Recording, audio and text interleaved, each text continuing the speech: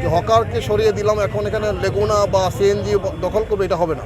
আমরা সিএনজির জন্য ইতিমধ্যে স্ট্যান্ড ঠিক করে দেওয়া হয়েছে, আমরা স্টেপ বাই স্টেপ যাচ্ছি, তাদেরকে আইন মানতে হবে। কোনোভাবেই হকার মুক্ত করলাম সেই জায়গায় কোনোভাবেই আপনার লেগুনা অথবা সিএনজি দখল করতে পারবে না। এখানে আমরা অভিযোগ পেয়েছি কোনো দোকানদার ব্যবসায়ী তারা দোকানের সামনে হকার বসান, এটি যদি কেউ করেন তাহলে সেই দোকানের বিরুদ্ধে আইনগত ব্যবস্থা নেওয়া হবে। আগেও হয়েছে, কিন্তু সপ্তাহ বা 15 দিন পর এটি আমি উত্তর দিয়ে দিচ্ছি, এটি চলমান থাকবে।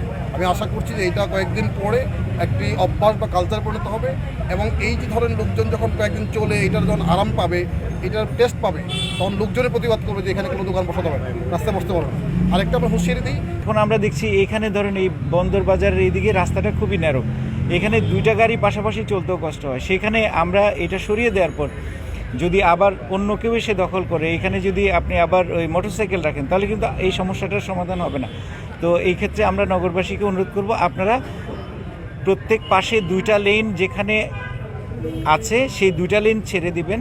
এই দুই লেনের মধ্যে কোনো ধরনের পার্কিং হবে না। বাস টার্মিনাল, ট্রাক টার্মিনাল, সবজি বাজার, তারপরে কাঁচা বাজার, এগুলো প্রত্যেকটাকে আমরা অর্ডারের মধ্যে নিয়ে আসবো। একটু ধৈর্য ধরতে হবে, সময় লাগবে। জুতা ভিতরে থাকলে সমস্যা কি?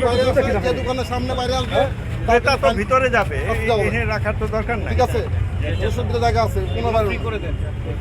চলার এইটাকে বাইরে বের করে তো লাভ নেই। না, বাইরে বের হবে না। এখন বাইরে আসলে কিন্তু জরিমানা হবে। ঠিক আছে, মালামাল সিজ করে নিয়ে যাওয়া হবে এবং জরিমানা হবে।